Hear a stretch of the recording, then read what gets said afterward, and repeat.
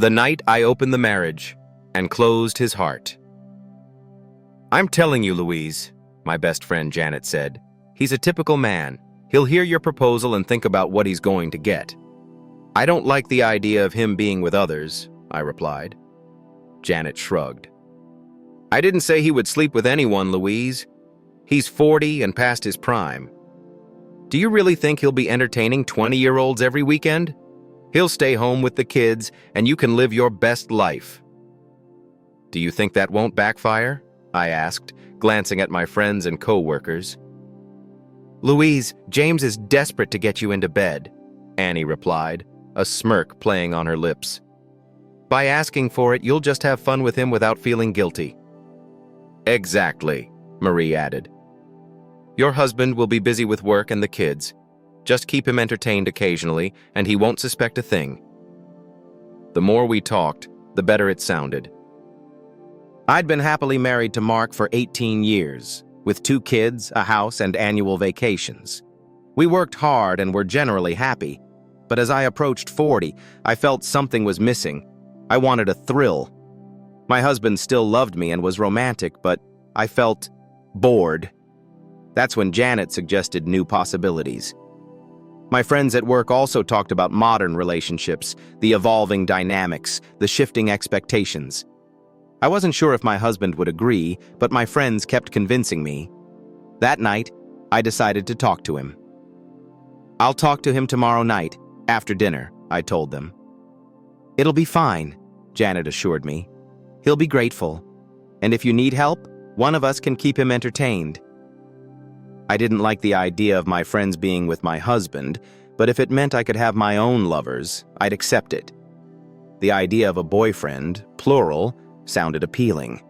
I'd only had 3 boyfriends before Mark, and none lasted long. I'd never had a one-night stand, but the young men at work reminded me I was still desirable. This boosted my confidence, a much-needed surge of self-assurance. Coming home, my husband suspected nothing. When he hugged me, he had no idea what was coming. I worried about the outcome and shed a few nervous tears. The next day was Sunday, and we always did something fun as a family. However, our teenagers, as teenagers often do, preferred their friends' company. Dinner was disappointing. The kids were glued to their phones. "Don't worry, honey," my husband said, his voice warm and reassuring. "The only thing distracting me is you." I felt guilty, knowing what I was going to ask him later. Dinner went as usual. Mark enforced a no-phones rule, which the kids eventually appreciated. After dinner, I announced, "Kids, I need to talk to your father.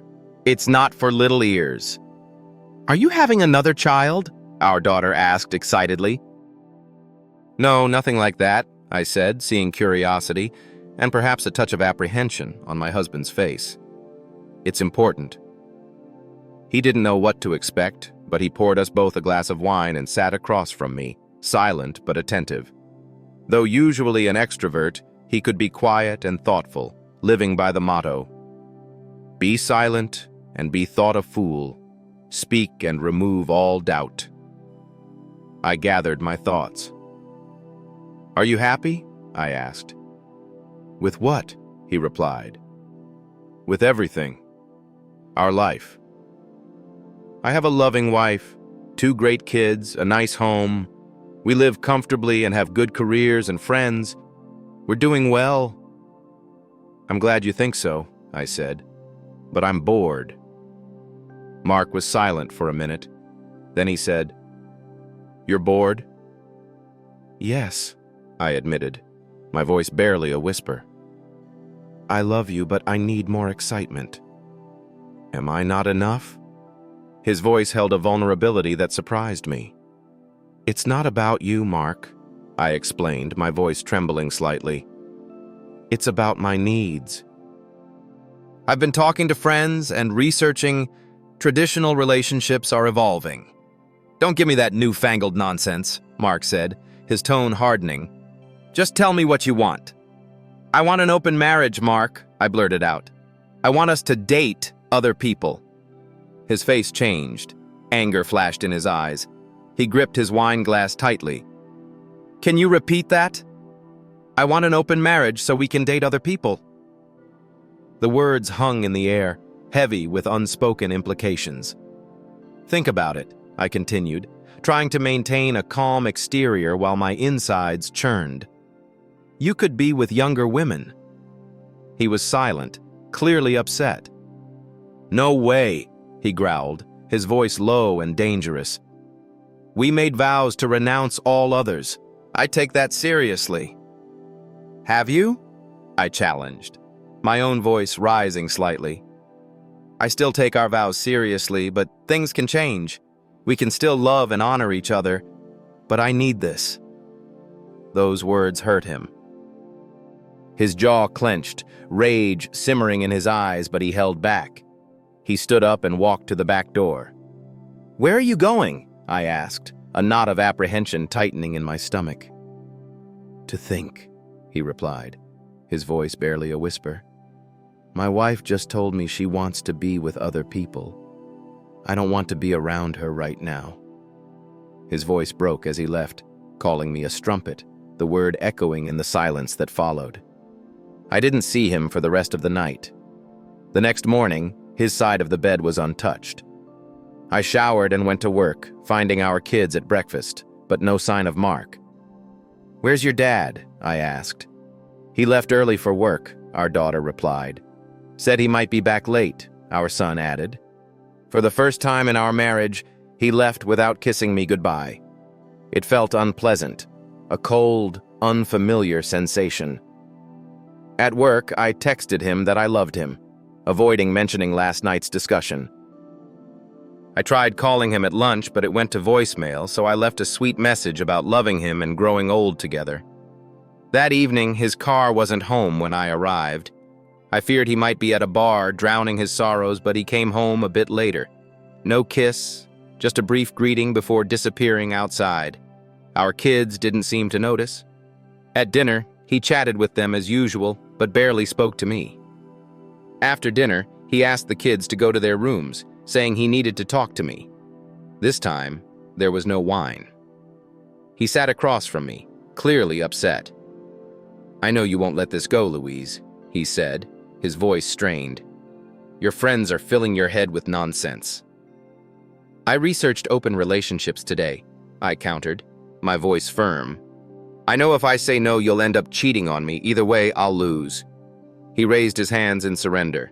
"Okay, you win. But we need rules. No men in our house." "I wouldn't do that," I assured him. "Our bed stays sacred." As lovers should use protection until tested for STDs. I don't want to date or see your lovers. If you've been with someone, we'll have less fun together from now on. I'm not responsible for your romantic, emotional, or physical needs. Do you understand? Distracted by thoughts of potential love, I didn't fully grasp what he meant. I figured I'd date for a year or two, then return to our normal life. He stood up, his anger gone, but replaced with contempt. I saw pain in his eyes, and I knew it was my fault, but I remembered my friend's advice, to be selfish for once. He would eventually get over it. He didn't come to bed that night. Alone, I downloaded dating apps, created a profile, and waited for messages. Then I called Janet. "So, how did it go?" she asked excitedly. "He agreed," I said, a triumphant note in my voice. "But he's not happy. His ego is wounded, but he'll deal with it." "Young men today are great," Janet replied. "Or maybe I'm just lucky." I knew James at work was eager to be with me. Things were cold at home. The kids likely noticed my husband barely speaking to me, but they didn't mention it. He returned to our bed but showed no affection, only saying goodnight without hugging or kissing me. Friday morning, I told him I was going out with the girls that night. He hummed faintly, gave me a look I was starting to recognize, then picked up his bag and left without another word. I had packed a bag in case of a major fight. I kissed the kids goodbye and told them I might be home late. At work, my co-workers were thrilled about my plans. I showed them my change of clothes and the excitement increased. I sent a picture to Janet, who assured me something would happen that night. I spent the afternoon telling 3 young men that I now had permission to play away from home. "Are you serious?" James asked when I invited him for drinks. "Did your husband agree?" "Don't mention him," I replied smoothly. "Just know that I'll be at the nearest bar with my girlfriends. If you show up, you might need to keep me company." "What bar?" he asked confidently. I told him, and he smiled, saying he would meet me there. After lunch, a coworker whispered, "Are you really going to entertain James so soon?" "Why not?" I replied. "My husband agreed, so I'm not wasting time." "You're on Tinder?" she asked, her eyes wide. "I've had so much interest in a day." I laughed. Young men love older women. My husband can't compete with that. "And how does he deal with it?" "We don't talk about it," I said. "He stays home with the kids." "Does that seem fair?" She smiled. "Who says it's fair?" I retorted. "They agreed to it. If they can't find other women, that's their problem." I wasn't sure my husband would even look for another woman. He was monogamous. His agreement was odd. I tried to focus on work, but kept texting Janet. At 5 p.m., I changed, applied more makeup, and met Janet and the girls. We were soon surrounded by young men, and James appeared, excited to see me. We found a booth and talked. When I suggested we go to my booked hotel room, he practically dragged me out to cheers from my friends. We pounced on each other in the hotel room. Later, I showered, dressed, and checked out, ignoring the receptionist's judgmental look. At home, I found the bedroom empty and Mark in the study. Shaking him gently, he woke and met my gaze with cold, emotionless eyes. "Go back to sleep, Louise," he said, rolling over and ignoring me. "Are you coming to bed?" "I'm in bed," he muttered, his voice laced with disdain. "I told you the rules, Louise. You think I'm going to share a bed with you after tonight?" "Fine then," I said, my voice tight with a mixture of anger and hurt. Back in the bedroom, I changed and got into bed, missing his presence beside me. If he wanted to sulk and sleep alone, that was his problem. If this continued, I wouldn't come home for the first couple of months. I limited my date nights to Fridays and Saturdays, trying to maintain our relationship, but he rarely shared a bed with me now, and the kids were noticing. When I asked Mark about it, he gave me a scathing look and offered to explain to them what I had asked him to do. "You agreed to it," I objected. "Under duress," he growled.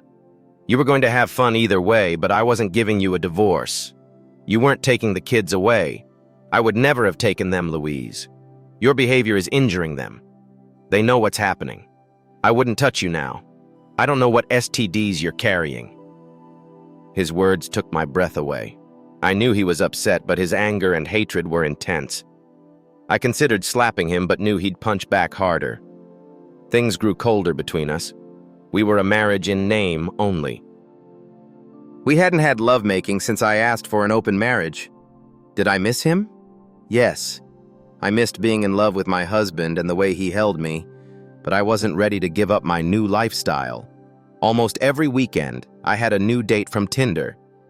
Janet and the girls suggested meeting regularly after work, so my outings increased to weeknights and weekends. Sometimes I didn't make it home, staying at Janet's or a friend's house when too drunk to return safely. I started storing clothes at work or Janet's to save time. After 6 months, there were weeks I barely went home. I was living my best life, but didn't realize the damage I was doing to my marriage and family. I'll be honest from the start. The night my wife asked for an open marriage, my love for her died. Some may wonder how I could fall out of love after 20 years, but betrayal and disrespect can do that. With a few words, she trampled our vows. It felt like an excuse to cheat guilt-free. As I cooled off outside, I knew I had to handle this calmly. It was clear her friends had coached her. I needed to talk to someone. I called Emily. "Hi, Mark." "Hi, Emily. Okay, what's wrong?" We've been friends for 35 years, Emily said, her voice calm but firm. You can't fool me. Everything came out. All the anger and hatred. I hated my wife because she ripped my heart out. I don't remember my exact words, but it wasn't pleasant. Are you sitting down, Mark? No. Sit down. I'll tell you what to do. This won't be like my situation with Adam. You have to play it differently. Rely on me. What should I do? Part of me wants to walk away, but I can't leave the kids. And custody battles rarely favor men. I'm not going to be a part-time dad. Stay married out of convenience. Turn off your emotions. Don't be her shoulder to cry on. The thought of making love to her after she's been with someone else is sickening. Exactly. Cut yourself off from her emotionally, but keep the house and kids. Focus on yourself and them. Go to the gym. Find hobbies. Reconnect with friends. Most importantly, be there for the kids. They'll understand what's happening. She'll focus on her own needs and may eventually leave. What if she falls in love with someone else? Then she'll have to choose. Stay with the family in name only, or leave. Part of me wants to leave now, but I want to stay with the kids. Use the gray rock method, Emily advised. Show complete disinterest in her. Make interactions with you unrewarding. Hide your emotions and keep conversations short and direct. Will it work? Probably. Her request shows disinterest in you and the family. Focus on the kids. If you divorce, wait until the youngest is 18. Live as neighbors if necessary. Thanks, Emily. Always here for you. Mark, focus on your kids and yourself. Will you forgive her? No. We'll divorce eventually. For now, we'll just be roommates. That's a good mindset. Don't do anything stupid. I won't. I'll protect myself. Where will you sleep tonight? Not in the marital bed. I'll visit you soon. You'll need friends for what's ahead. Thanks, Emily.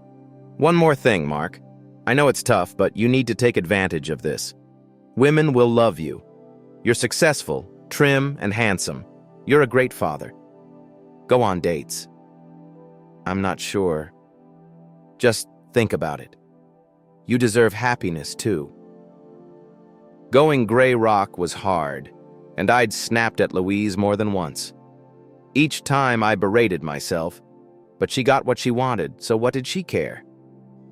The first night she stayed over with someone else nearly liquidated me. She even had the nerve to ask me to join her in bed. I barely restrained myself from spewing my thoughts. Any residual love for her died that night. I'll always care for her as the mother of our children, but the passion was gone. I hardened my heart, preparing for the inevitable. Following Emily's advice, I focused on myself and the kids.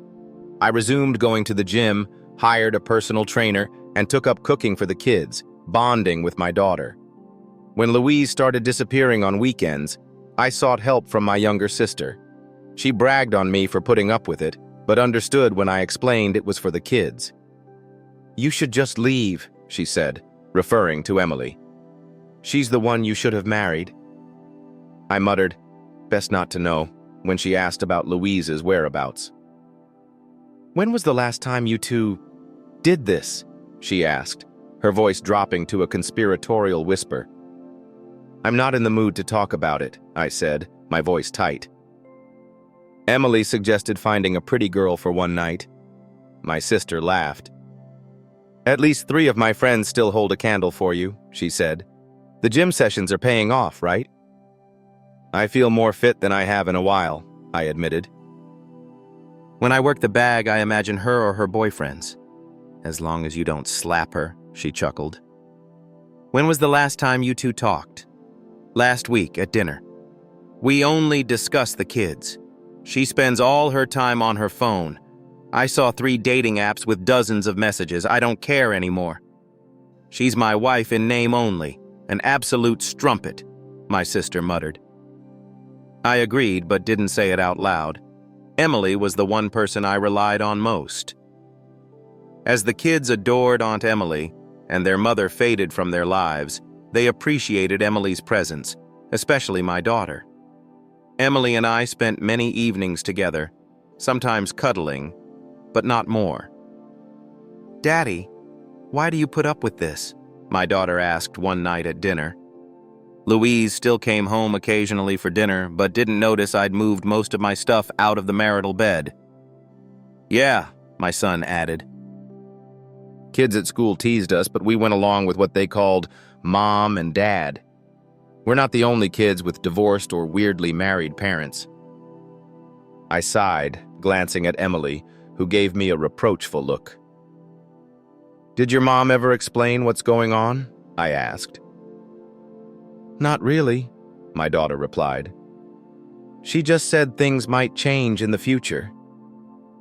"Dad," my son said, "we're not little kids. We know everything from the internet. Just tell us. We won't judge you. At least you're here. I can't remember the last time Mom said 3 words to me." My daughter wiped her cheeks, and Emily hugged her immediately. "I won't go into details, kids," I said, my voice soft but firm. "Your mom changed our relationship, and I agreed because otherwise we would have lost the house and you." "Do you still love her?" my daughter asked. "No," I answered bluntly. "My love for her died when she made the request, and completely when she came home late after her first date." "Does she even love us anymore?" my daughter asked, holding back tears. Emily hugged her tighter and looked at me. "Of course she loves you," I replied, but felt like I was lying. "Funny way to show it, Dad," my son remarked. "I realize it's partly my fault," I said. "Look, kids, all I can do is continue to be the father I've always been. I'll always be there for you. You can count on me." "My sister is helping too," Emily added. "I'm here for you as well." My daughter hugged her tightly. Emily's eyes sparkled. She had wanted children but never had any. "We like you, Emily," my son said with a smirk. "You make Dad happy." He's smiling again. My son made me blush. Emily smiled at me, a knowing smile. A few months passed quickly and our lives changed. I built an addition to the house as my private space, a bedroom, office, and living area. The kids loved it, and we could all play together when I worked from home. They kept me company. When Emily visited, we had our own space. I avoided my wife when she was home, and we only communicated through texts. I didn't care what she did for a living. Her paycheck still went into a joint account, so bills were covered. I slowly removed her from my life, including as a beneficiary on life insurance. This was for my children's benefit. Emily stayed over often, but we weren't carnal. We slept in the same bed, but she understood I wasn't ready. I still wore my ring, feeling like I was still a husband. Emily didn't pressure me. She just held me and whispered that she loved me and would wait as long as I needed. "She's a fool," Emily whispered one night.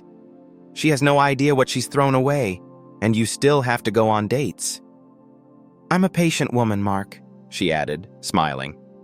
I confess, once given the freedom, I went a little wild. I had always been a faithful wife and mother, dedicating nearly 20 years to my family. It was time to live a bit for myself. Yes, my husband did the same, and he could take advantage of our open relationship too. He agreed to it. He could have said no, and while we might have argued, I would have understood. Deep down, I know I would never have cheated on him, but I did go a little crazy with Tinder dates.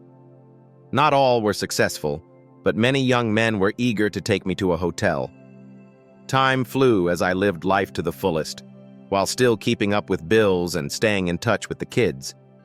My husband avoided me at home, and we barely spoke. Realizing how much I'd missed out on with my family hit me when I tried to spend a weekend at home. Conversations with my husband were like talking to a brick wall, only discussing the kids. I missed him and the kids, but was also having too much fun to stop. "Hi," I exclaimed as I walked through the front door. "I'm home," The lights were on, but no one responded. In the kitchen, my husband and 2 kids were having dinner. Emily was there too. I knew she had been friends with my husband since childhood. Approaching them, I stopped, meeting my husband's gaze, realizing he still looked at me with disdain. "What are you doing here?" our daughter asked, her tone harsh. "I am here to spend time with my family," I said, my voice trembling slightly. She scoffed, meeting my eyes and smirking. Our son grinned and turned to Emily. "Is there room for me?" I asked. My husband said, "No," his voice emotionless. I noticed changes in the house. The living room looked like a museum. The kitchen was repainted, and photos of us were missing. In the bedroom, it was clear my husband hadn't used it in a while. Opening double doors, I saw a large living space with a sleeping area and an entertainment center. "What is this?" I asked. "My part of the house," Mark replied flatly. "And why did you build it? Why didn't you tell me?"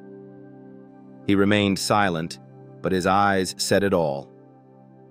My kids smirked, and Emily held his hand under the table. "Why are you here, Mom?" our daughter asked. "Aren't you supposed to be on a date with one of your boyfriends?" I turned to my husband. "Do they know? Did you tell the kids about our arrangement?" "They've been asking where you've been," he said, his voice even. "I told them." "I won't lie to our kids for you," I said, my voice rising slightly. "It was your decision. You've hardly been home for months." Our son said, "I'm surprised you're even here." "Why are you here?" our daughter repeated. "We were having a nice dinner until you made it awkward." I looked at my husband. "Are you going to fix our kids' attitudes, Mark?" "No," he said, not looking at me, but at Emily. "Our kids are teenagers and entitled to their opinions." "Do you even know how old they are?" our daughter declared. "You missed my birthday!" "And you missed my team winning the grand final," our son added. They finished eating, and Emily, without a word, motioned for them to go to the other room so I could talk to my husband. I'm pretty sure I stood there, opening and closing my mouth, as Mark got up, pulled a beer from the fridge, and leaned against the counter, sipping for a minute or two before asking, "Why are you here, Louise?" "I wanted to spend time..." This weekend, when I asked my husband about spending time with the family, he averted his gaze, then gave a curt nod. "Good luck with that," he muttered. "I'm busy tonight and this weekend. As for the kids, you can always ask them." He turned to face me directly. "Remember the agreements, Louise. I don't care what you're doing now, but you can try to talk to the kids if you want. Just don't hold your breath." After 5 minutes of attempting to connect with my children, it became painfully clear neither wanted anything to do with me. Sighing, I retreated to the bedroom, a wave of profound loneliness washing over me. I felt utterly alone in my own house. "Okay," I muttered to myself, a hollow echo in the quiet space. "If that's the way it is, I'll just leave. See you later." "Probably not," I added under my breath. "Probably not," our daughter retorted, her voice dripping with sarcasm. I grabbed my bag, practically threw it into my car, and slammed the door shut, the jarring sound a physical manifestation of my inner turmoil. I hit the steering wheel in a fit of frustration, tears welling up. Initially, I blamed everything on my husband, the unfair weight of responsibility settling heavily on my shoulders. Then a chilling memory surfaced. The look on his face when I initially proposed this family weekend, the same detached expression I saw the night I returned from my first date. That look of profound indifference, a stark contrast to the warmth I craved, sent a shiver down my spine. I began to question everything. Had I irrevocably ruined everything that mattered? Had he been right all along? Had my friends, with their seemingly effortless juggling acts, led me astray? Perhaps their husbands would have tolerated my actions, but Mark had always prided himself on his traditional values. The realization hit me with the force of a physical blow. Our agreement was not a compromise, but a complete disconnection. We were married only in name, a hollow shell of what a marriage should be, and I doubted we could ever recapture the intimacy we once shared. I couldn't turn to my friends for solace. Their influence was inextricably linked to the unraveling of my marriage. Driving aimlessly, lost in a sea of self-doubt and despair, I eventually found myself parking in front of a dimly lit bar. Inside, I ordered a drink, which quickly turned into 2, then 3. The numbness was starting to wear off, replaced by a raw ache of loneliness. "Is this seat taken?"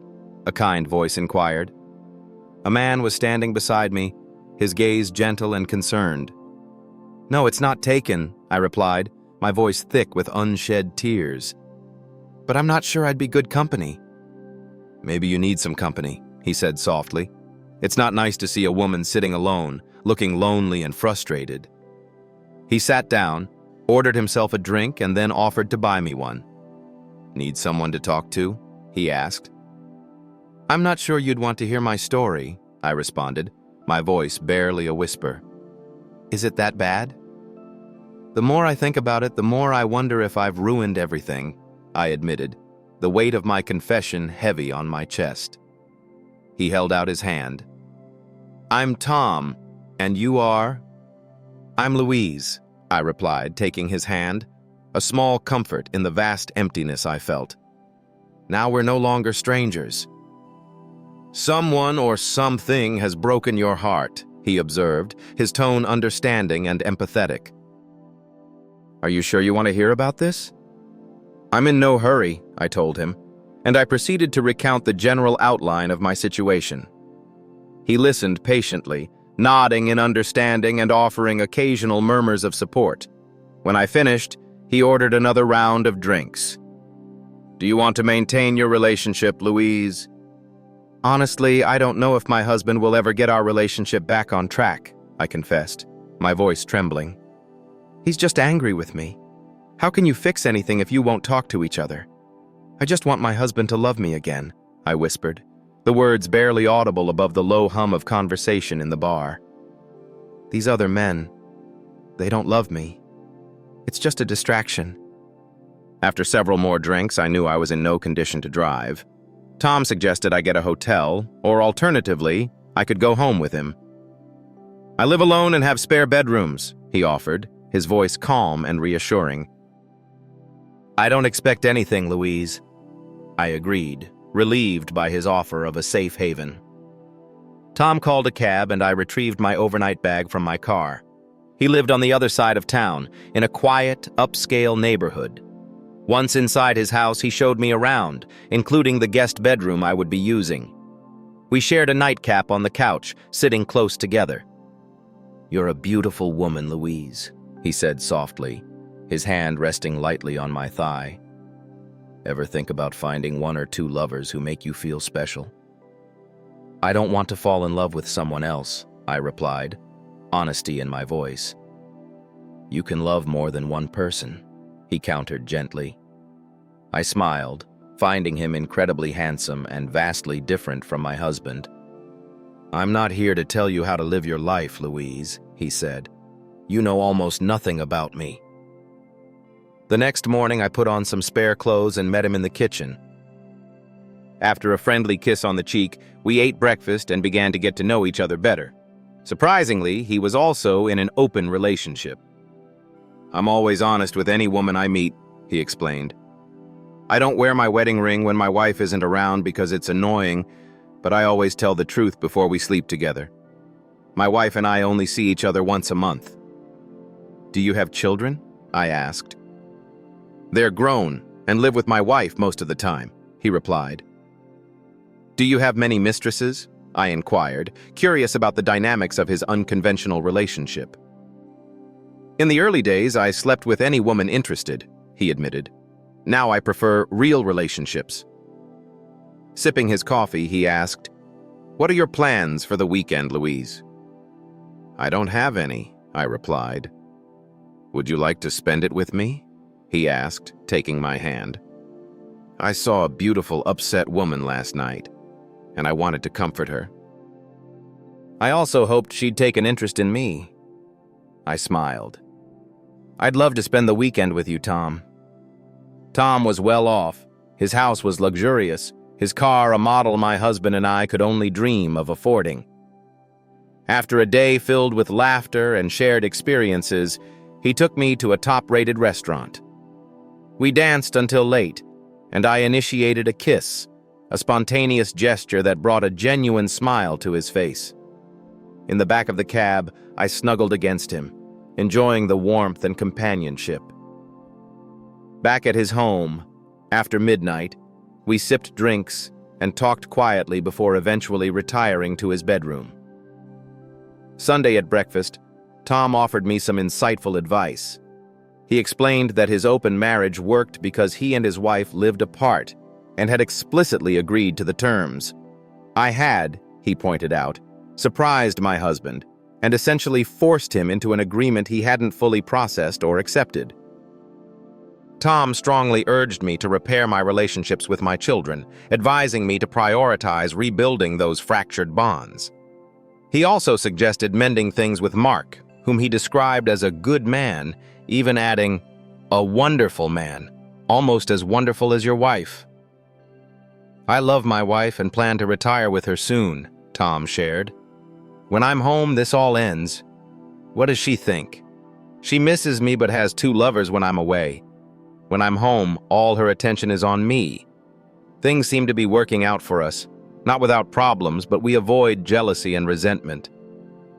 After spending the afternoon together, he drove me back to the bar where my car was parked, his arm comfortably around me. As I sat in my car, the realization hit me. I might have been approaching this entire situation completely wrong. One-night stands offered fleeting pleasure, but left a gaping emotional void. Tom, a genuinely decent man, had given me valuable, concrete advice on how to salvage my own marriage. Keep in touch with your husband, he advised. The most important thing is your children. Rebuild that relationship. I'll do my best, I replied, a newfound determination settling within me. When can we see each other again? He asked. As soon as you want, I answered. I'm not seeing anyone else, but promise you won't be jealous if I meet someone else. I might get another semi-permanent boyfriend, I added with a light-hearted laugh. Now you're thinking right, Louise, he chuckled. You've had your fun, and that's fine, but now you realize you need something more serious and lasting. Maybe lovers who truly care about you. I hugged him tightly. I'll call you soon, I said. I'm looking forward to it, Louise, he replied. I watched him drive away, then got into my car, taking a deep breath. The drive home was filled with reflection, weighing the advice I'd received and contemplating how to approach my family. I stopped by my friend Janet's place to pick up a few things. She seemed ready for an argument, but I simply told her I was done with meaningless fun and needed a real, lasting relationship. She wished me luck as I left. When I arrived home, it was late. I gathered my things and headed to the kitchen. I heard noises coming from my husband's room, and I had to fight back sobs. It struck me then, with painful clarity, that he had effectively separated our lives without even the formality of finalizing the divorce. Our son, Matthew, was engrossed in a video game on a brand new TV, while our daughter Zara was diligently studying nearby. Outside, on the new terrace, I saw my husband embracing a woman who was definitely not Emily. Matthew noticed me and subtly gestured to Zara, who pulled off her headphones. I knelt between them, taking their hands, tears streaming down my face. Please don't doubt that I love you, I choked out. I'm sorry. I missed things. I promise to be better. Matthew's lip quivered, and I hugged him tightly. Why are you gone all the time, Mom? He asked, his words shattering my heart. I'm sorry, baby. I miss you. I'll try to be better, I whispered, my voice thick with emotion. Are you really with other men? Let's not talk about that, Matthew, I said, deflecting the question. That's for your father and me to deal with. I kissed his cheeks and ruffled his hair. I'll try to attend all your games next season. Turning to Zara, I saw unconvinced skepticism etched on her face. You broke Daddy's heart, Mom, she declared, her voice sharp with disappointment. What? You're too young to understand, I retorted, instinctively defensive. I'm not too young, she shouted back, her voice rising in indignation. I'm 16, almost 17. I know what's going on. What happens in my marriage stays between your father and me, I said, my voice strained. But your behavior affects us. Zara burst into tears and ran away. I didn't hear Mark approach until I felt his presence. Are you staying for dinner, Louise? He asked, his voice cold and distant. I'll try to be here more often, Mark, I replied, my voice barely a whisper. Is this your wife? A young woman asked, her voice crisp and confident. She was stunning, no older than 25. I'm Cindy. What about no visitors, Mark? I asked, my voice laced with resentment. She's here to keep me company, he replied, his tone dismissive. Not that you have the right to tell me what to do. We have a free relationship, remember? I'm just exercising my rights. I felt a surge of annoyance and jealousy watching Mark and Zara prepare dinner together. Cindy sipped her wine, smiling at Mark. My daughter had always been close to her father, but they seemed even closer now. Mark graciously seated me at the table, but I was pointedly ignored as he continued his conversation with Cindy and Zara. After dinner, Mark walked Cindy to her car. He waved as she drove away, then walked back into the house. Mark, I said quietly, my voice trembling. He stopped and looked at me, his expression devoid of anger or coldness. He wasn't smiling, but there was a certain contentment in his eyes. Can we talk, Mark? He sighed, looking weary. About what, Louise? About us? I'm still your wife, I said, my voice laced with desperation. You're still my husband. I still love you. I never wanted this to happen. I half expected him to explode in rage, but instead he clenched his fists and sat down heavily. You wanted an open relationship, Louise, he said, his voice low and controlled. I accepted. When was the last time we slept in the same bed? I asked, my voice barely a whisper. I won't share a bed with my wife after she's dated other men, he replied, his voice firm. Remember what I said. No emotional support, no physical support. If you want love and affection, find someone else. This is what you wanted. I was happily married, I choked out. Now I'm married in name only. Who is she? I asked, referring to Cindy. You brought another woman into our home, he said bluntly. We never did anything here. And who she is none of your business. I don't care who you're with, and who I'm with is none of your business. He stood and looked at me with an expression of weary pity. Everything that happened is a consequence of your decisions, Louise. I warned you. Be careful what you wish for. You got what you wanted, but you didn't care about the impact on our family. Later, I was watching TV in the living room when my son appeared. I patted the seat next to me, and he sat down. Do you miss your mom? I asked softly. Yeah, he replied, his voice quiet. Knowing I wouldn't be sleeping with my husband that night, I turned off the lights and went to Mark's side of the house. One door was closed, the other was ajar.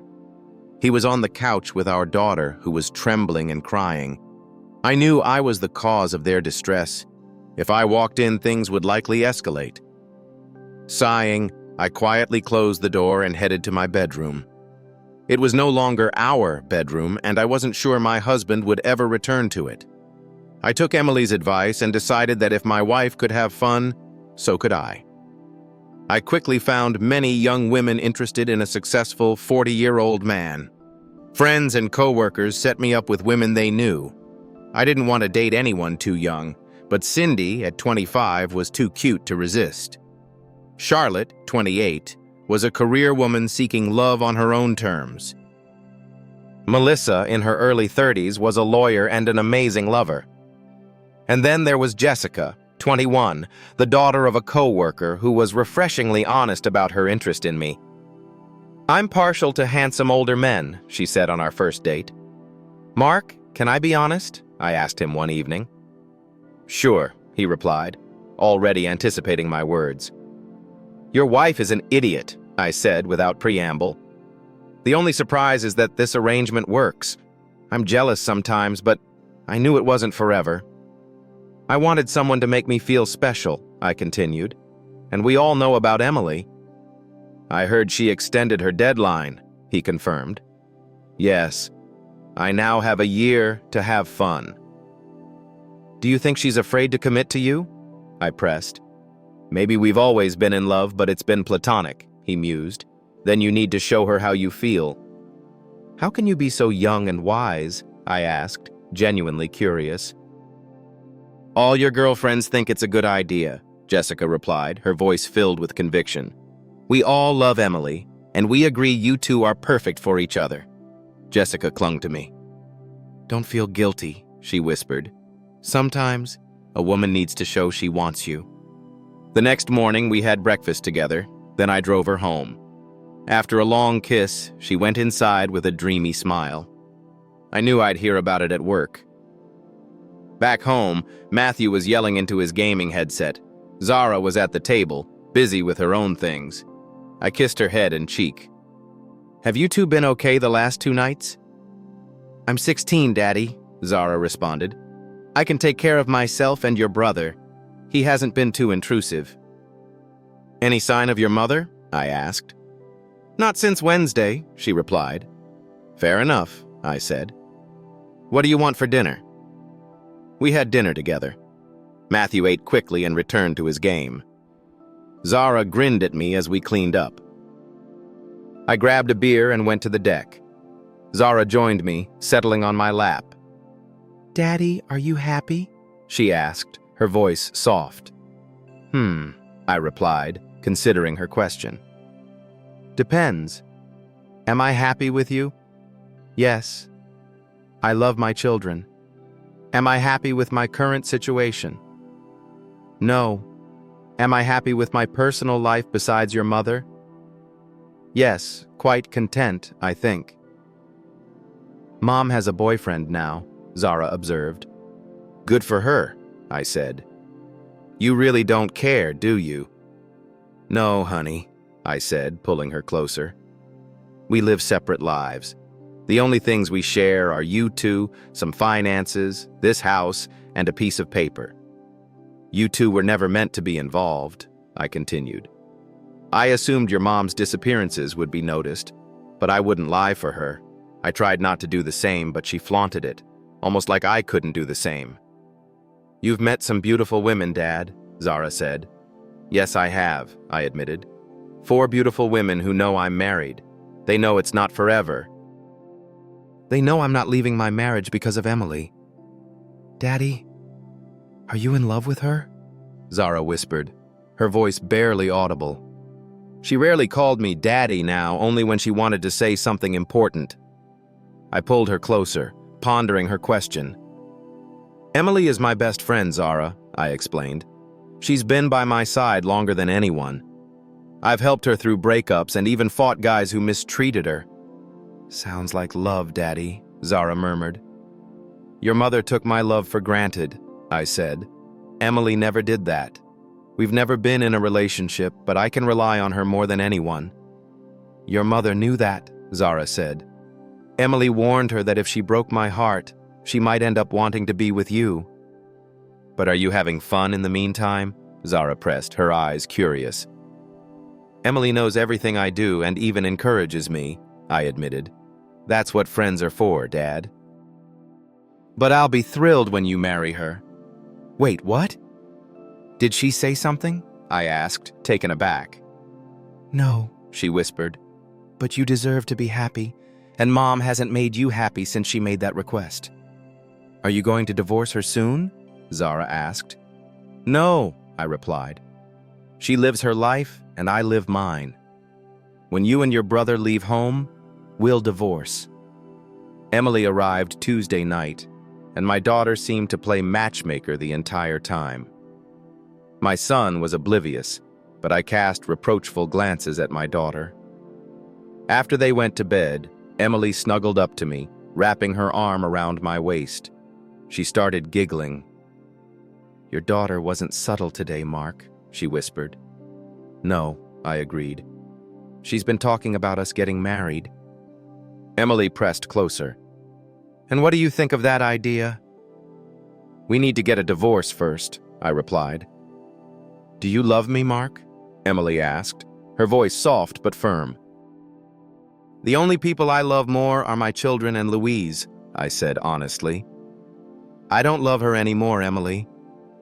So, apart from your children, you love me the most? Emily asked.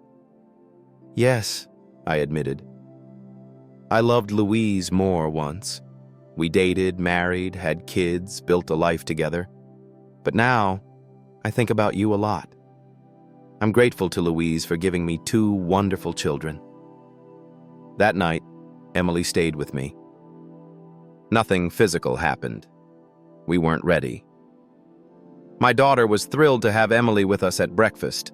My son wasn't bothered and told me about his mother's apology and her promise to be more present. She had been showing up more often. He also mentioned his mother's standing dinner invitation, which his sister never accepted.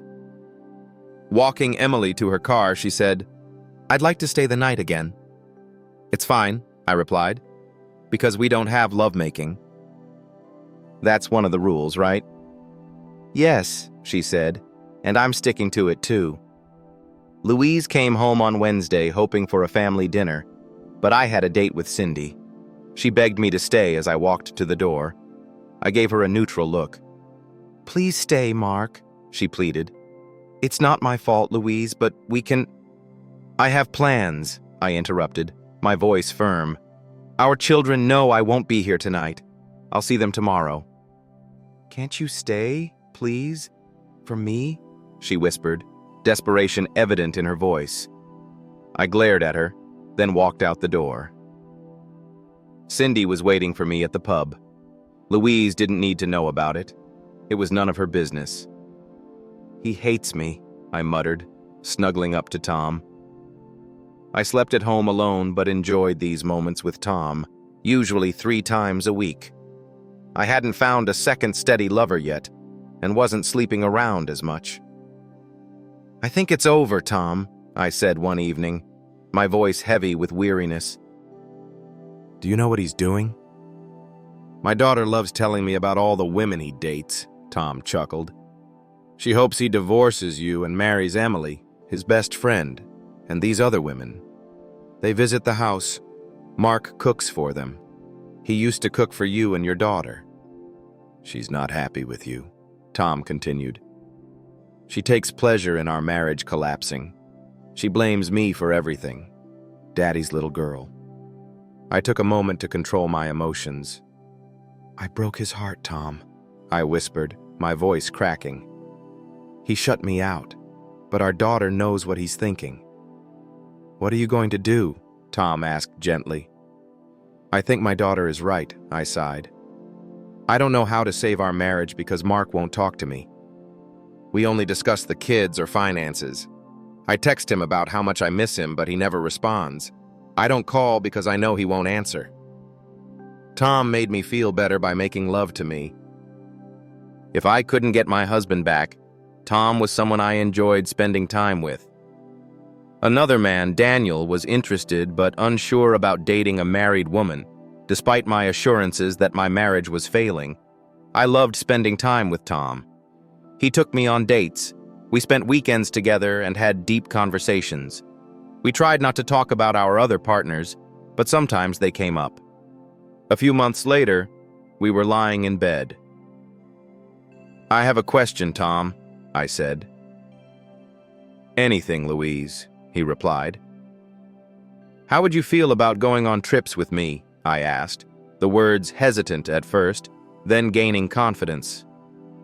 I travel a lot for business. In the States, in Europe. I won't be so lonely with a beautiful woman by my side. What about your wife? She's too busy to join me, he replied. I want you to come, Lou. Really.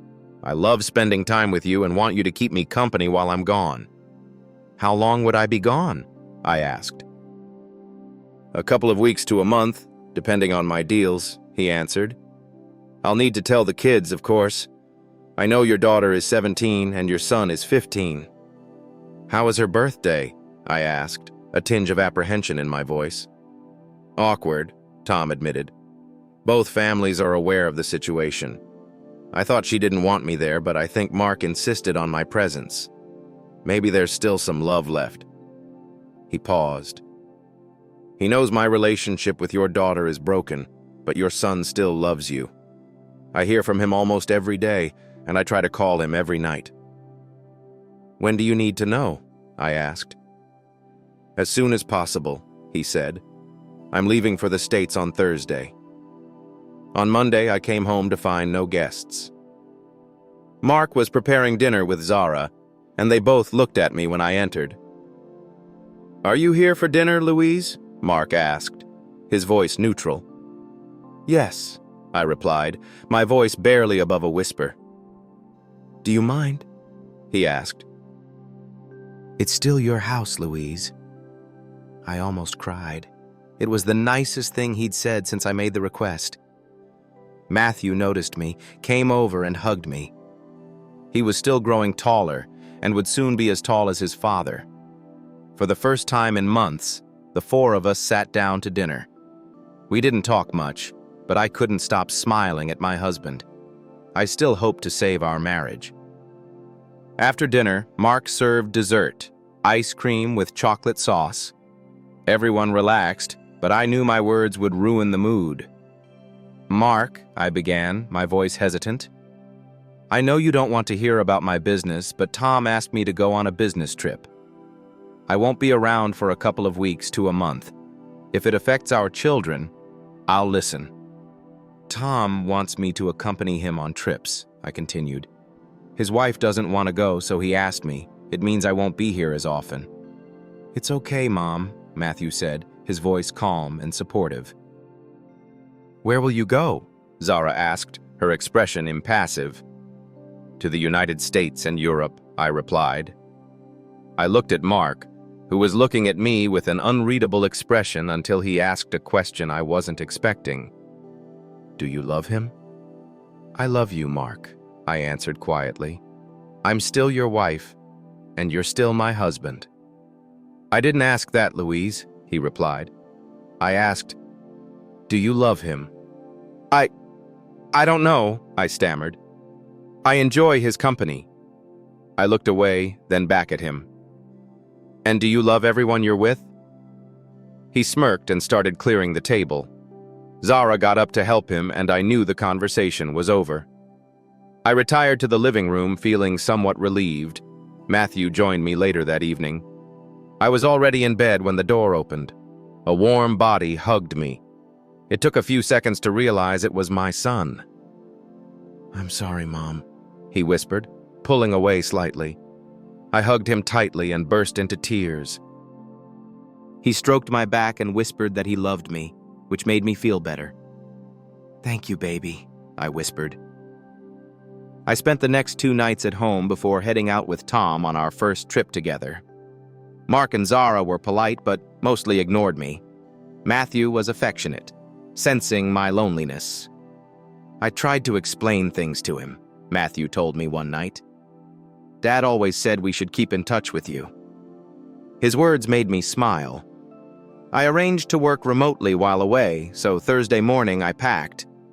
Tom came to pick me up. When I got downstairs, Mark had already left for work. The kids were having breakfast. Zara barely said 2 words to me, which I expected. As she was leaving, I asked if I could. She softened a bit at my hug and returned it briefly. I really love you, Zara, I whispered. You're my firstborn, she murmured, adding a wish for a good time before leaving. Matthew embraced me, requesting photos if I did any sightseeing.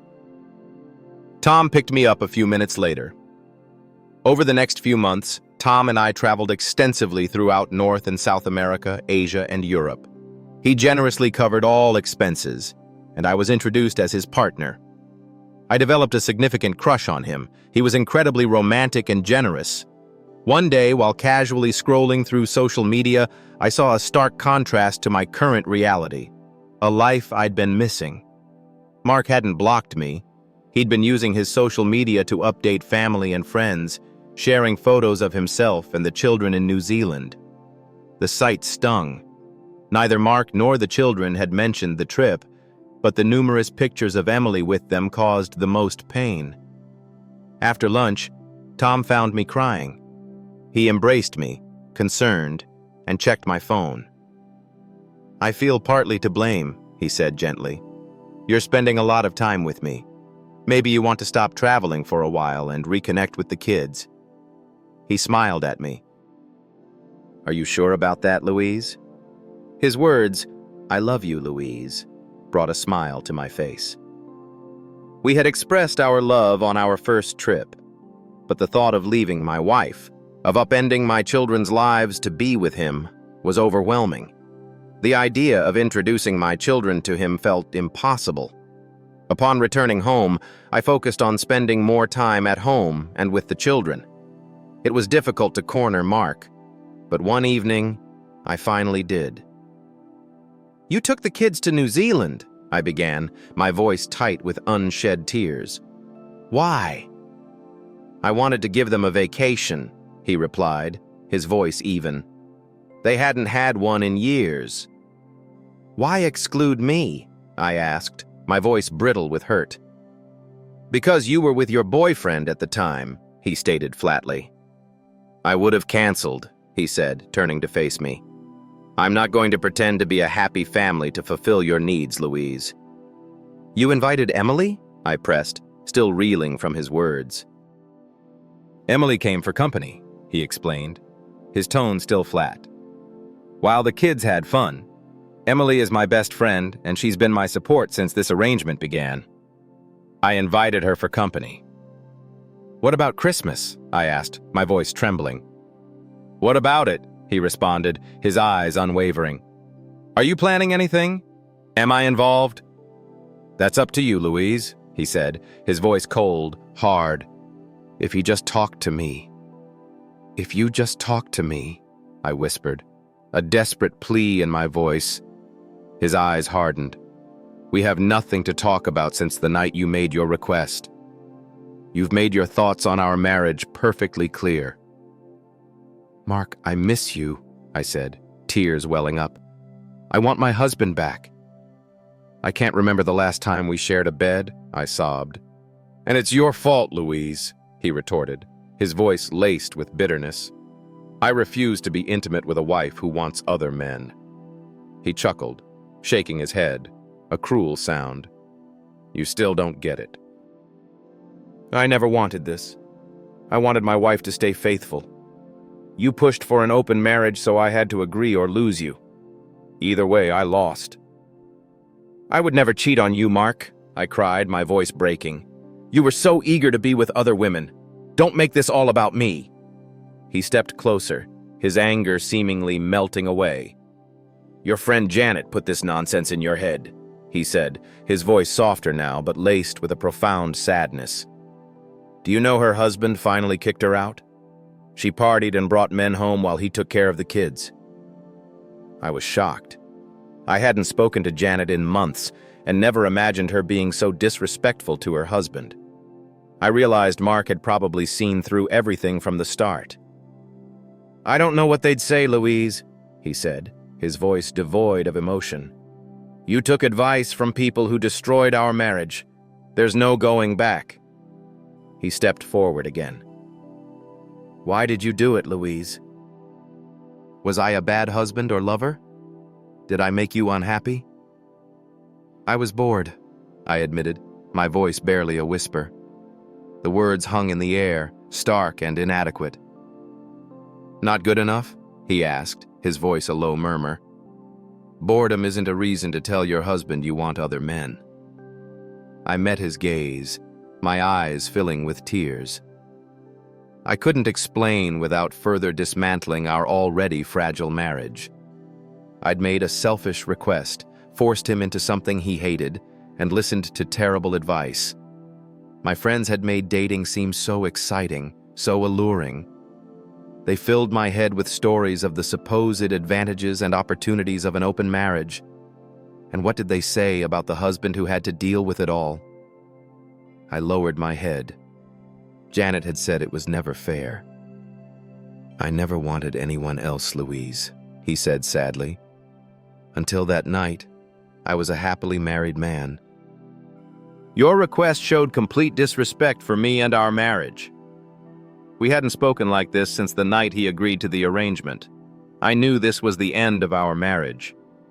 His love for me, at least as far as being his wife, had faded. "What do we do, Mark?" I asked, my voice trembling. "Keep this arrangement until the kids are 18, he said, his voice quiet. "Then we'll decide."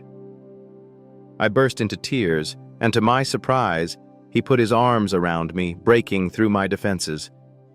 I collapsed against him, clinging tightly. I knew he didn't love me, but he probably still didn't want to see me cry. The love was gone, but so was the hate. "We'll spend Christmas together, Louise," he said, his voice a low rumble against my ear. "But I'm living my own life now. Our marriage is practically over. You should realize that by now. You're trying to hold on to something that has withered and died. Even if I stop everything, you're different now, and so am I."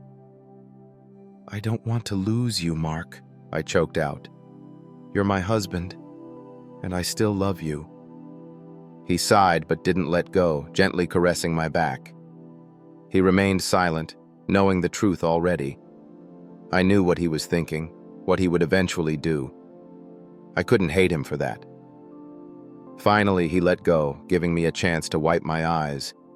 I met his gaze. There was no warmth, but he understood my emotions. "Do you want some dinner?" he asked. I almost cried again. It had been too long since we'd had dinner together. We cooked something simple and filling. The conversation was awkward, some topics off limits, but after a couple of beers, we started reminiscing. "Where are the kids?" I finally asked. "Zara is out with friends," he replied. "Matthew is at a sleepover. I was just enjoying a night alone." "It's okay, Louise," he said, his voice soft. "I think we needed this conversation." "Zara hates me," I whispered, my voice barely audible. He shook his head. "No, she doesn't hate you. She's Daddy's little girl, and she doesn't like that her mom has a boyfriend." "What does she think about Daddy having a girlfriend?" He chuckled.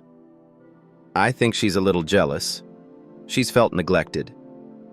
"Do you love Emily, Mark?" I asked, the words catching in my throat.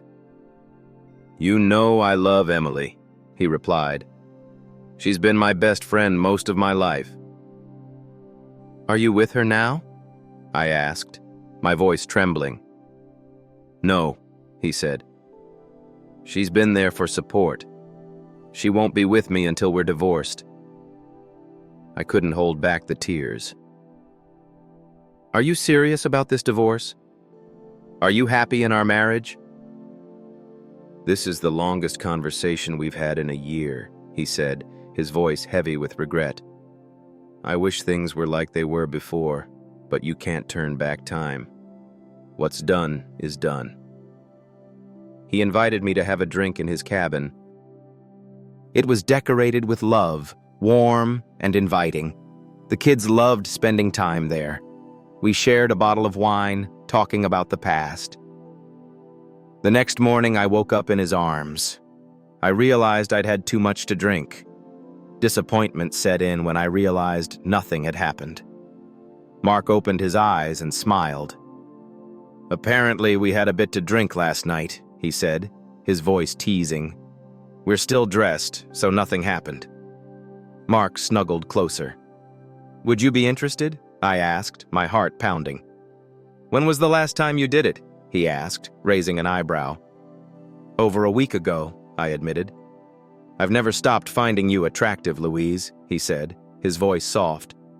You're still a beautiful woman. Do you mean that? I whispered, my voice barely audible. Of course, he replied, his gaze locking with mine. I'm not going to lie about that, Mark. I know you don't particularly like me, but would you entertain your wife? We haven't done anything in over a year. I miss being with you. He sighed and pulled me tighter, whispering, I'm sorry, he said. I whispered back that he should never apologize. He had closed off a part of himself from me, and he couldn't give me that part anymore. Thank you for telling me I'm still beautiful, I whispered. He disappeared to take a shower, then got dressed and had a quick breakfast. As he was leaving, I asked for a hug. He put his bag down and hugged me tightly, for the first time in a year. In a way, it was a symbol of the end, one last hug before he left. But I knew one day we would hug for the last time before our marriage ended. I love you, Mark, I whispered. I've never stopped loving you. He didn't respond. I followed him to the driveway, watching him get into his SUV. I couldn't resist waving, and he honked before driving away. You're 18 now, Zara, Mark said to his daughter, and Matthew is 16. I think it's time. Are you finally going to divorce her? Zara asked, a hint of excitement in her voice. You shouldn't be so excited, Zara, Mark replied gently. Dad, your marriage has been a sham for too long. You deserve to be happy with someone who loves you. I'll let Matthew know, Mark continued. And when your mom gets back, I'll give her the paperwork. I'd prefer a joint application to make it faster. Your mom knows I want a divorce, so this shouldn't be a shock. Did you tell Emily? Zara asked. Yes, he said. She wanted to wait until we were divorced, but we've waited long enough. I'll discuss living arrangements with your mom, Mark added. Louise hadn't lied to our son about Tom. She spent time with him when he traveled, but was home when she wasn't away. We spent Christmas together, almost like old times. My side of the family was friendly, and her side seemed somewhat supportive. Talking longer than we had in over a year helped thaw our feelings. We became friends again, but the love and closeness were gone. We could be around each other and talk easily. I knew she still loved me, and I hoped I might rediscover my love for her, but my feelings weren't the same. I couldn't love her like I used to. When she came home a few nights later, I gave her a couple of days to settle in. I wasn't going to be cruel and file for divorce immediately. The hatred I felt in the first few months had long gone. Finding my own girlfriends helped me understand her, up to a point. Emily helped me stay calm. One evening we had dinner as a family, and Zara was affectionate with her mother. I felt it was because she knew what was coming. Matthew always loved his mother, though he knew what was happening. He was upset, but understood it was necessary. Alone with Louise, I asked her to wait at the table while I got the papers and placed them in front of her. She immediately cried, realizing what they were without looking. I can't apologize for this, Louise, I said, my voice steady. The only thing that could have been different was doing it 12 months later, but I stayed to be near the kids. After I stopped hating you, I didn't mind sharing a house. We never brought lovers here and never flaunted our relationships. I took her hand. Read the papers. If you agree, we can file them as a joint application. Zara is 18 now, so she's not considered a child. Matthew is 16. I think he should stay here until he's 18. What do you want to do? That's up to you, Louise, I said, making sure she was looking into my eyes. I'm going to be with Emily after the divorce. I'll propose to her and likely move in with her. As for this house, you can buy me out or we can sell it. Are you going to stay here? She asked, her voice barely a whisper. I don't plan on leaving yet, Louise, I replied. Our children are grown, and it's time for us to move on. I never wanted this, Mark, She whispered, wiping her cheeks. I know, Louise, I said gently. You wanted it to be short-term, but it lasted. I've told the other women I'm divorcing you and moving on with Emily. My words hurt her, and she cried harder. I continued to hold her hand. If this was a year ago, I would have said things that would have broken your heart even more. I don't want to do that now. I want to end our marriage on good terms. Emily warned me about breaking your heart, I continued. She always looked out for my best interests. Can we stay friends, Mark? She asked, a tentative smile playing on her lips. We're already friends, aren't we? I replied. We've gotten closer in the last few months than we had in the 12 months after your request, but our relationship isn't what it used to be. We have 2 children, and that will always bind us. When will you move out? She asked, her voice trembling slightly. I'll coordinate with Emily, I said. If you want me to move out, I'll move out. If you want me to stay, I'll stay, but you'll have to accept Emily visiting. I'm not sure I can live with that, Louise whispered. Then I'll leave, I said. Emily is happy for me to be with her all the time. She really loves you, doesn't she? Louise murmured, her voice barely audible. I had no regrets until that night. Marrying you was the best day of my life, equal to the birth of our children. I loved you with all my heart for so long. Go through the papers and sign them, I said softly. I'll talk to Emily and arrange a moving date. She didn't cry much. I hugged her and stroked her back. I knew I had just broken her heart. She hoped we could save our marriage, but she knew I had talked about divorce more than once. In the evening, after moving to my side of the house, I called Emily and told her I had given the papers to Louise. Emily tried to hide her excitement as she asked when I would move in with her. I knew I would be moving out since Emily owned her house and was looking forward to me joining her. I wasn't bothered by leaving the house to Louise, as I knew she would agree to sell it once Matthew was old enough. The decision lifted a weight off my shoulders, and the tension eased. Louise was upset, but kept her cool. Zara overheard Louise telling Tom she needed some time and had informed him of the situation. Louise disappeared the day I moved in, taking Matthew to her parents. They knew about everything, including our divorce. She signed the papers, and all that remained was the court's final judgment. Emily came over while I was packing. I greeted her with a kiss, and after loading my car with boxes and suitcases, she took a few smaller boxes, insisting that her house would be our home. Leaving the house for the last time, I felt a heavy heart. We had been married for over 20 years, and while we didn't celebrate that anniversary, the house held many good memories. Before leaving, I wrote Louise a short letter to make her smile. I no longer felt hate or bitterness. It was time for both of us to live our lives. When we arrived at my new home, we dropped off our things and placed most of my clothes in our bedroom. I've had several tests, Mark, Emily whispered. I'm still capable of having children. I smiled. We can definitely discuss that. I love you, Mark, she said softly. Over the past few months, I've fallen in love with you, I replied. You've been my best friend for most of my life. Believe me, I feel the same way now, she whispered. When was the last time you were with someone? I asked, curiosity piqued. A couple of months ago, she replied. I got tested after my last time with Cindy. I'm fine.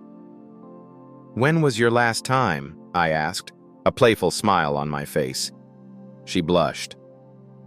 I was waiting for you to start the divorce. I knew I couldn't wait until it was official. She made dinner that night, and we sat at a candle-lit table, sharing wine and easy conversation. After dinner, we loaded the dishwasher, and she led me to her bedroom. Emily was different from Louise, shorter and slimmer. 2 months later, a month after our divorce was finalized, I proposed to Emily after a lovely dinner at the harbor. She rushed to me when I put the ring on her finger. At home, she thanked me for making her so happy. I told the kids about the engagement. Zara was thrilled, as she adored Emily. Matthew was happy but had hoped his parents would reconcile. I didn't tell Louise during the divorce proceedings. We kept our distance, settling everything without seeing each other. Emily didn't want a lavish wedding, just an engagement ring, a white dress, and vows to make us husband and wife. Our second wedding was small, with only close family and friends. Both my children attended. Matthew was surprised but accepted the invitation, showing loyalty to his mother. I didn't invite Louise, knowing it would hurt her. By then, we were socializing again, and she had visited my house more than once. Emily didn't mind Louise, but she suggested that my ex-wife lived with many regrets. On our wedding day, Emily was 5 months pregnant. She was radiant, looking forward to becoming a mother, and I couldn't wait to be a father again. Mark found his happiness the day he married Emily. I wasn't invited and probably wouldn't have gone if I had been. Despite everything, I was happy for them. Emily looked beautiful in the pictures. I had hated her for a while after Mark moved out, but those feelings faded after she invited me over and we talked about everything. Marrying Mark had been the best day of my life, matched only by the birth of our children. I regret asking for an open marriage and acting on it. That day, my husband stopped loving and trusting me, marking the beginning of the end. My relationship with Tom slowed down after the divorce. I loved him, but he would never leave his wife. We eventually ended things amicably. Alone in the big house with just my son, as Zara had moved out for university, I felt the weight of my decisions. Zara blamed me for everything but still visited on weekends. It would take time to fully mend our relationship. Finding love again was hard. Men like Mark and Tom were rare. With Mark, I ruined a beautiful marriage, and Tom was a good-hearted man who never wanted a full commitment. I dated occasionally but found most men insincere. I was honest about my divorce, which led to harsh judgments and names. Years later, I met JN, who seemed like a good match. We dated, and though he was a decent lover, there were no sparks like with Mark or Tom. I decided to settle for companionship over passion. On Christmas Day, I went to John's apartment, finding it empty. I discovered an address and drove there, finding his car and another unfamiliar one at the house.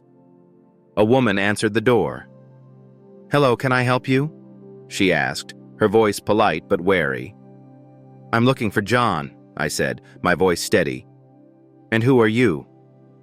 "I'm his mistress," she replied, her voice tight with a mixture of anger and hurt.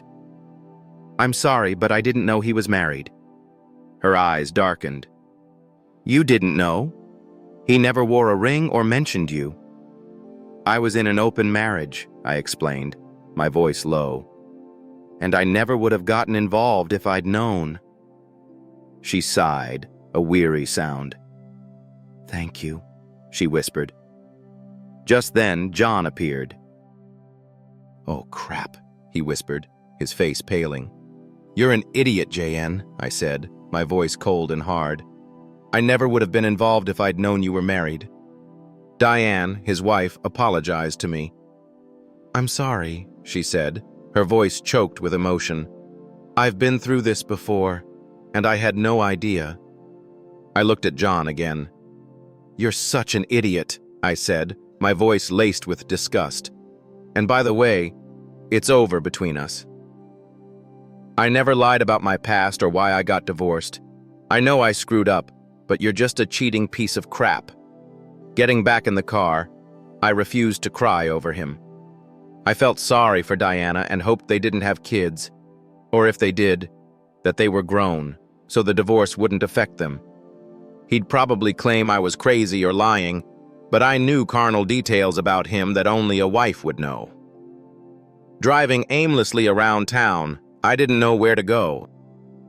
The kids were with Emily, Mark, and their families, and I didn't want to intrude, even though I had a standing invitation. I stopped at the house I'd kept after the divorce but couldn't bring myself to go inside and spend Christmas alone. Sighing, I drove to my ex-husband's home. Mark opened the door, saw me, and hugged me as I cried. "I keep ruining everything," I sobbed into his chest. Unexpectedly, I felt another person hug me. "Stay with us," Emily said. "You're still family, Louise. Mark, you were always welcome to join us. Louise, our children are here, and you can spend time with our daughter. I'll introduce you as Aunt Louise." I looked at Mark's face. He hadn't changed much since our divorce, and still looked as happy as he did in the early years of our marriage. "Are you sure you're okay?" I asked, my voice trembling. "We're sure," Mark replied, his voice warm and reassuring. "It's Christmas, a time for family, gratitude, and forgiveness. I've already forgiven you, Louise. It's time you forgive yourself." My daughter smiled and hugged me as I held my grandson. Mark's parents were friendly as always, and Emily's parents were polite and welcoming. Matthew hugged me for what felt like hours. Spending the day with such a loving family made me smile again. Zara, her husband, and child left in the afternoon, and Matthew left shortly after to see his girlfriend. Both sets of parents left early, leaving me with Mark, Emily, and their 3-year-old daughter. I explained what had happened while we sipped wine. They were sympathetic and understanding. Mark even offered to confront JN, which made me smile. I couldn't stay all night, but Emily suggested a place for me to stay. "I'm going to sell the house," I told them. "It's too big for me now. I'll find an apartment or something." "Please stay tonight, Louise," Mark added, his voice gentle. We managed to live together for almost 2 years when things were tough. "Now that we're friends, you don't have to leave." "Are you sure?" I asked, my voice filled with a mixture of surprise and gratitude. I noticed them glance at each other and smile. "Pack your things, Louise. You'll always be welcome here," Emily replied. After a long shower, I watched from the doorway as Mark read a story to their daughter, holding back tears, remembering how he had done the same for our daughter long ago. Heading to the guest room that Emily had prepared, Mark gave me a hug before Emily did the same. "I hope we can be good friends in the future," she said quietly. "It means I get to see him more often." "Do you still love him?" she asked, her voice soft. I nodded, barely holding back tears. "I'm so sorry, Louise," Emily whispered. "I hope you understand." "I'm sorry too," I replied, my voice choked with emotion. I heard their bedroom door close and shut my own door. Lying in bed, I hated being alone, but it was better than any other option but being with Mark. I pondered my life and future. Maybe I should focus on my career and grandchildren and give up dating. There was no jealousy in Emily. She had the man she wanted and I wasn't a threat. Maybe I could just be her friend. Tomorrow was another day. Eventually I would figure it out.